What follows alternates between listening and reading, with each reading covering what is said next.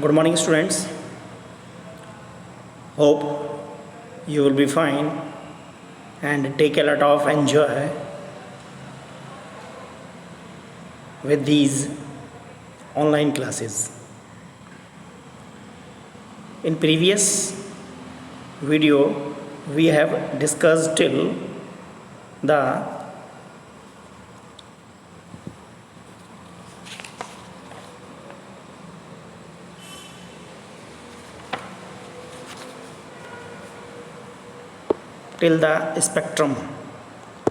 spectral series, that was hydrogen spectrum series. Lyman, Balmer, Paschen, Brackett, Fund or Humphrey. Today we will discuss about the dual nature of electron. In 1924, Louis de Broglie suggested that if light has both particle and wave like nature, यदि de Broglie ने बताया कि अगर प्रकाश की दोनों ही प्रकृतियाँ होती हैं, दोनों ही गुण होते हैं कि उसकी पार्टिकल नेचर भी है और वेव लाइक नेचर भी है, the similar duality must be true for matter. तो ऐसा किसके लिए हो सकता है? मैटर के लिए भी हो सकता है. Then thus an electron behaves both as a material particle and as a wave.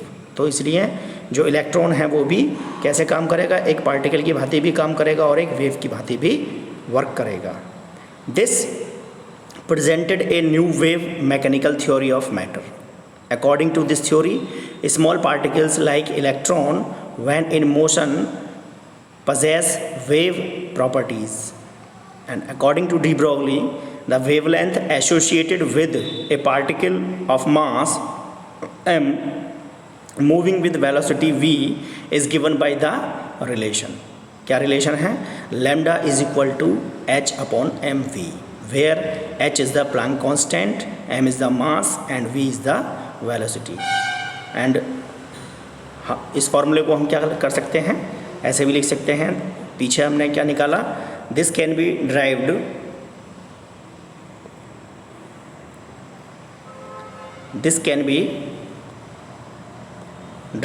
as follows according to Planck equation. क्या है जी Planck equation? Planck equation आई थी E is equal to h nu, where h is the Planck constant and nu is the frequency. तो new की जो value है c upon lambda वो हमने यहाँ पुट कर दी, तो इक्वेशन आ गई आपकी E is equal to H nu is equal to H C upon lambda. Clear? Now energy of photon on the basis of Einstein mass energy relationship. क्या था? ये हमने पीछे भी डिस्कस किया था, बताया था आपको. E is equal to M C square. हम यहाँ क्या करें? इक्वेट कर दें इसको, दोनों को इक्वेट करेंगे तो क्या आ जाएगा? H C upon lambda is equal to M C square. तो लैम्डा की वैल्यू हम यहाँ निकाल लेंगे, आ जाएगी h upon M C, which is same as, कैसी है? Which is same as de Broglie equation. यानी एम सी की जगह हम क्या रख सकते हैं? मोमेंटम, क्योंकि पीछे आपने ये पढ़ा हुआ है कि momentum is the product of mass into velocity. तो सी क्या है? यह आपका क्या है? स्पीड ऑफ लाइट, यानी वेलोसिटी को इंडिकेट कर रही है. तो P is equal to M C यहाँ पुट कर देंगे. This was experimentally verified by Davisson and Zermer by observing diffraction effects with an electron beam. Let the electron is accelerated with a potential of v. Then the kinetic energy is, kinetic energy क्या हो जाएगी अगर हम उसके अंदर v potential को क्या करें? एक्सेलरेट करें.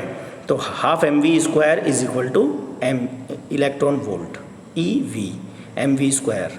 ठीक है, तो यहाँ क्या आ जाएगा? v की जगह स्क्वायर कर दिया, ये हो जाएगा आपका M square into V square is equal to 2e/v/m.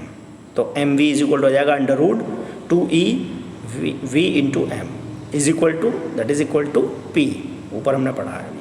तो लैम्डा की वैल्यू यहाँ अगर इस फॉर्मूले को m की वैल्यू को हम ऊपर वाले फॉर्मूले के अंदर पुट कर दें तो यह आ जाएगा आपका lambda is equal to h upon under root 2e/v into M. If Bohr theory is associated with de Broglie equation, then wavelength of an electron can be determined in Bohr orbit and relate it with circumference and multiply with a whole number. तो circumference का formula आप जानते हैं, that is equal to 2πr is equal to n lambda, और lambda की value को यहाँ निकालेंगे तो 2πr अपॉन n आ जाएगा. From de Broglie equation lambda is equal to h upon mv. आगे चलते हैं.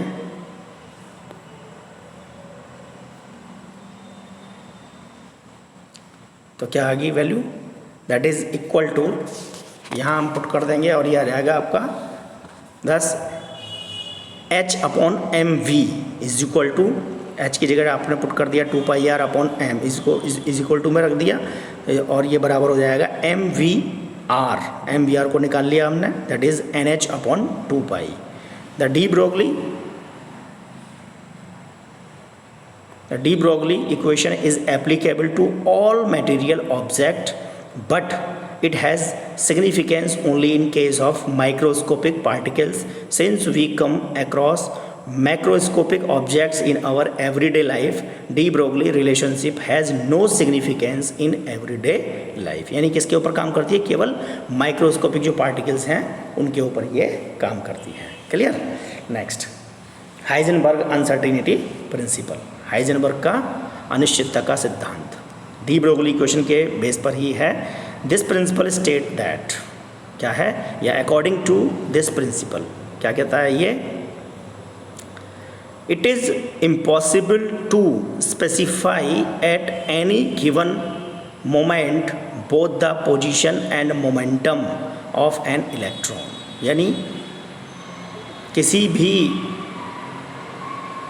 इलेक्ट्रॉन के लिए उसकी पोजीशन मीन्स उसकी स्थिति और उसका मोमेंटम या वेलोसिटी यानी वेग, दोनों का एक साथ निर्धारण असंभव है. It is impossible to specify at any given momentum both the position and the momentum of an electron. यदि हम किसी इलेक्ट्रॉन की पोजीशन को भी और उसकी वेलोसिटी को भी एक साथ काउंट करें तो ये पॉसिबल नहीं है. That was the Heisenberg uncertainty principle. Mathematically अगर हम इसको रिप्रेजेंट करें तो delta x that is position into delta p is greater than और equal to h upon 4π, where delta x is the uncertainty is position of the particle, delta p is the uncertainty in the momentum of the particle. Now delta p is equal to m into delta v. तो equation क्या बन जाएगी, यहाँ put कर देंगे p की जगह m into delta we, तो आ जाएगा आपका delta x into m into delta v is greater than और equal to h upon 4π, that is equal to delta x into delta v is greater than और equal to h upon 4π m. In terms of uncertainty in energy delta E and uncertainty in time delta t the particles is written as. यानी हम अगर energy के रूप में इसको लिखना चाहें तो ये हो जाएगा आपका delta E uncertainty in energy के रूप में हम इसको राइट डाउन करें तो delta E into delta t is greater than और equal to h upon 4π. Clear. ये यहाँ तक है आपका सिलेबस. इसके आगे मैं चलता हूँ, लेकिन यहीं तक आपको जो कल एग्ज़ाम है ये उसमें पूछा जाएगा. क्लियर. नाउ आगे आता है आपका सोरिंजर वेव इक्वेशन. ये एक सेकंड होल्ड करते हैं, ये आपके सिलेबस में है या नहीं है. ठीक है जी. सो स्टूडेंट्स, दैट जो नेक्स्ट टॉपिक है आपका, जो मैंने आपको नोट्स प्रोवाइड कराए हैं उसके अंदर सोरिंजर वेव इक्वेशन, आप इसको सेल्फ स्टडी कर सकते हैं. ये आपके सिलेबस में नहीं है. ठीक है, इस बार के सिलेबस में नहीं है, आगे देखा जाएगा. Now next topic is our quantum number. Each orbital in an atom, quantum number, that is our next topic. Each orbital in an atom is specified by a set of 3 quantum numbers, that is n, l, m. नाम भी इनके discuss करेंगे आगे. n is the principal quantum number, l is the azimuthal quantum number and m is the magnetic quantum number, and each electron is designated by a set of 4 quantum numbers. ठीक है जी. देखेंगे। देखो यहाँ इसको atom के लिए, atom को अगर हमें स्पेसिफाई करना है तो उसके लिए हम 3 क्वांटम नंबर का प्रयोग करेंगे, n, l और m। That is principal quantum number, azimuthal quantum number और magnetic quantum number. Whereas in the case of electron, अगर हमें इलेक्ट्रॉन को स्पेसिफाई करना है, डेजिग्नेट करना है, तो हम 4 क्वांटम संख्याओं का प्रयोग करेंगे, that is n, l, m and s। Means यहाँ एक क्वांटम नंबर और बढ़ जाता है, तो n क्या है, principal quantum number, l is the azimuthal quantum number, whereas m is the magnetic quantum number and s is the spin quantum number. So let's see principal quantum number. It was proposed by Bohr and denoted by small n.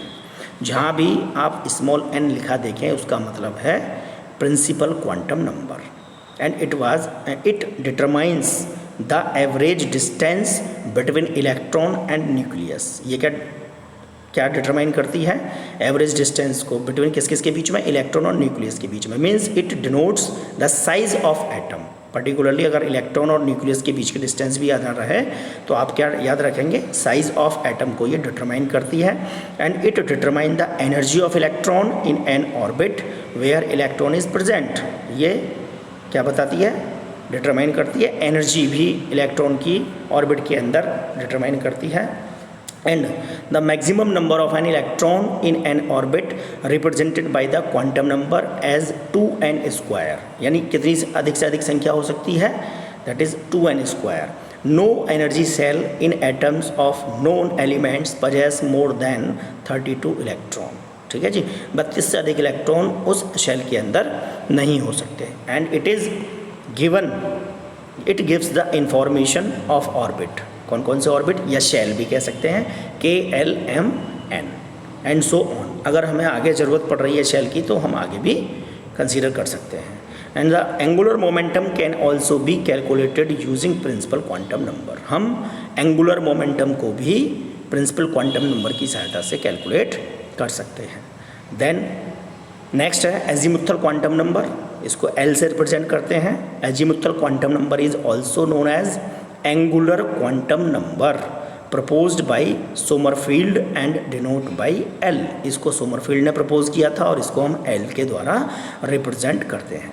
It determines the number of सब shell और sub levels to which the electron belongs. देखो principal quantum number किसको बताती है, shell को बताती है, और एजीमुथल क्वांटम नंबर जो बताती है वो सब शेल को बताती है। ठीक है, and it tells about the shape of the orbital.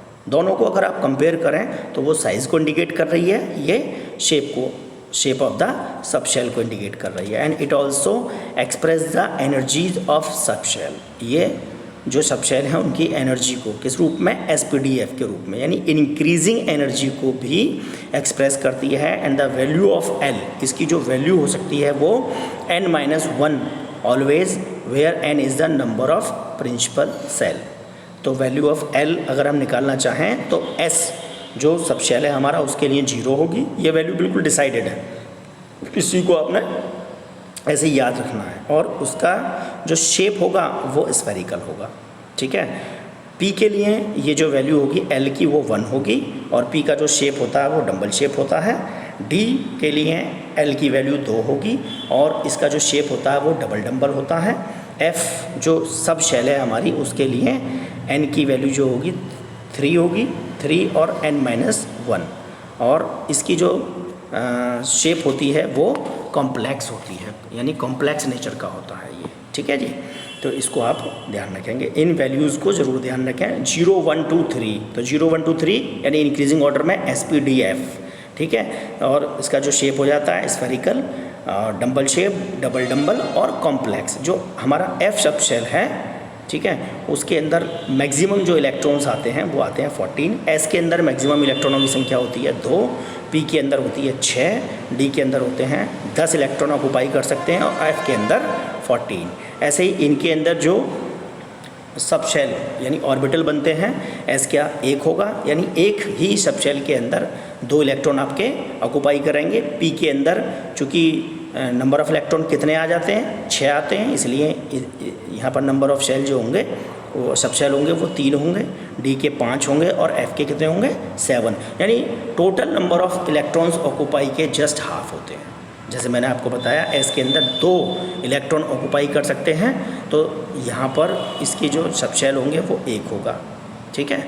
इसका नाम क्या है, s सबशेल। p के अंदर 6 इलेक्ट्रॉन ऑक्यूपाई कर सकते हैं, 3 होंगे। d के अंदर कितने इलेक्ट्रॉन, 10 इलेक्ट्रॉन ऑक्यूपाई कर सकते हैं, तो 5 होंगे। और f के अंदर 14 इलेक्ट्रॉन्स ऑक्यूपाई कर सकते हैं, तो 7, ठीक है जी। ये चीज़ आपने बिल्कुल मेमोराइज करके रखनी है, क्योंकि इसके ऊपर बेस्ड क्वेश्चन ज़रूर आते हैं एग्ज़ाम में, और बहुत ही इम्पोर्टेंट कॉन्सेप्ट है ये। आगे चलें, आगे आता है आपका इट, और क्या सिग्निफाई करती है ये, पेज बड़ा नहीं हो रहा। It represents the orbital angular momentum which is equal to h/2π L और L+1, ठीक है। यानी हम इसके द्वारा किसी भी ऑर्बिटल के एंगुलर मोमेंटम को क्या कर सकते हैं, रिप्रेजेंट कर सकते हैं। And then next, the momentum number of electron in subshell is equal to 2 और 2L+1। क्या होंगे, maximum number of electron in subshell. Maximum number कितने होंगे, ये फॉर्मूला है, आप इसको ध्यान रखेंगे, 2L+1। एच सबशेल, देखो यहाँ मैंने जो पीछे बताया था आपको, ये वो है इंडिकेट किया है। एच सबशेल में 2 इलेक्ट्रॉन, डी के अंदर 10 इलेक्ट्रॉन, पी के अंदर 6 इलेक्ट्रॉन, और एफ सबशेल में 14 इलेक्ट्रॉन्स ऑक्यूपाई करते हैं। And for a given value of n, the total values of l is always equal to the value of n. यानी किसी भी जो n का मान होगा total, for a given value of n, total value of l, तो l की जो वैल्यू होगी वो n के बराबर ही होगी, is always equal to the value of n। And the third one is magnetic quantum number. It was proposed by Zeeman and denoted by m। इसको जीमान ने प्रपोज किया था और इसको हम m के द्वारा डिनोट करते हैं। And it gives the number of permitted orientation of subshell. ये क्या बताती है, सबसेल का ओरिएंटेशन कैसा है, ये उसको इंडिकेट करती है। And the value of m varies from -L to +L। और इसकी जो वैल्यू होती है वो एजीमुथल क्वांटम नंबर के ऊपर डिपेंड करती है, और वैल्यू माइनस से लेकर और प्लस तक, यानी -L से लेकर के +L तक, और इंक्लूडिंग 0 थ्रू 0 ये होती है। And it tells about the splitting of spectral lines in the magnetic field, that is this quantum number proves the Zeeman effect. चूँकि इसको जीमान ने ही डिस्कवर किया था, ठीक है, ये जीमान इफेक्ट को क्या करती है, प्रूव करती है मैग्नेटिक फील्ड के अंदर, ठीक है। यानी स्पेक्ट्रल लाइंस जो होती हैं अगर मैग्नेटिक फील्ड में क्या करती हैं, ब्रेक करती हैं, टूटती हैं, तो हम उसको क्या कहते हैं, जीमान इफेक्ट कहते हैं। For a given value of L, the total value of m is equal to 2L+1, ठीक है जी। L इज इक्वल टू, ये फॉर्मूला है, L इज इक्वल टू, अगर हमें m की वैल्यू निकालनी है तो m is equal to 2L+1, यानी टोटल मैग्नेटिक क्वांटम नंबर की जो वैल्यू है वो L एजीमुथल क्वांटम नंबर के ऊपर डिपेंड करती है। नाउ नेक्स्ट वन इज, आगे आता है आपका डीजेनरेट ऑर्बिटल्स। ये देखो इसके बाद ये यहाँ से है, ठीक है जी। डीजेनरेट ऑर्बिटल्स क्या होते हैं, orbitals having the same energy, ये मैंने कल भी बताया था आपको, ऐसे ऑर्बिटल जिनकी एनर्जी क्या होती है, सेम होती है, उनको हम डीजेनरेट ऑर्बिटल कहते हैं। और फॉर पी सबसेल, तो पी सबसेल में कितने होते हैं, 3 मैंने आपको बताया। px उनको डिनोट करते हैं px, py, pz के द्वारा। And the number of degenerate orbitals of s subshell is equal to 0, ठीक है। एस के अंदर चूँकि एक ही है तो इसलिए वहाँ पर डीजेनरेट ऑर्बिटल नहीं है। पी के अंदर 3 हो जाएंगे सॉरी, डी के अंदर 5 हो जाएंगे, और एस के अंदर एफ के अंदर 7 हो जाएंगे डीजेनरेट ऑर्बिटल, आप ये ध्यान रखेंगे। And the next one is, next quantum number is, okay, then next spin quantum number, that is represented by small s, and it was proposed by Goldsmith and Uhlenbeck and denoted by the symbol of s। s के द्वारा denote करते हैं। and the value of s is +½ and -½ which signifies the spin or rotation or direction of electron on its axis during movement and the spin may be clockwise or anti-clockwise. spin कैसा होगा? clockwise होगा और anti-clockwise होगा and it represents the value of spin angular momentum that is equal to h upon 2 pi under root s plus 1. Clear? Now maximum spin of atom is equal to half and number of the unpaired electron. यानी अगर हम maximum spin इसमें निकालना चाहें तो that is equal to half into number of unpaired electrons. This quantum number is not the result of solution of the Schrodinger equations as solve for hydrogen atom. यानी ये क्या कह रहा है? देखो श्रोडिंगर वेव इक्वेशन ये इसलिए है, बस अब क्या बताएं कि श्रोडिंगर वेव इक्वेशन को अगर आप पढ़ लेना खुद सेल्फ, मैंने नोट्स प्रोवाइड करा दिए हैं आपको. यानी इस क्वांटम नंबर के लिए जो किसका रिजल्ट है? श्रोडिंगर इक्वेशन का, वो हाइड्रोजन स्पेक्ट्रम के लिए क्या था? सॉल्व था.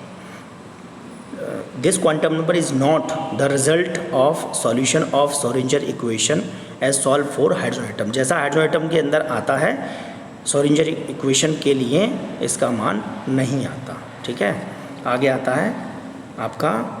तो आप इसको देखो, ये जो चार्ट दिया है इस चार्ट को भी मैं आपको एक्सप्लेन कर देता हूँ, इसमें कन्फ्यूजन वाली कोई बात नहीं है. यहाँ क्या दिए हुए हैं?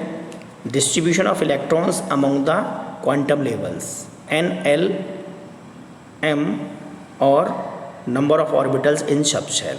तो अगर n यानी प्रिंसिपल क्वांटम नंबर 1 है तो l की वैल्यू 0 होगी, m की वैल्यू भी 0 होगी और उसको हम किसके द्वारा रिप्रेजेंट करेंगे? 1s के द्वारा.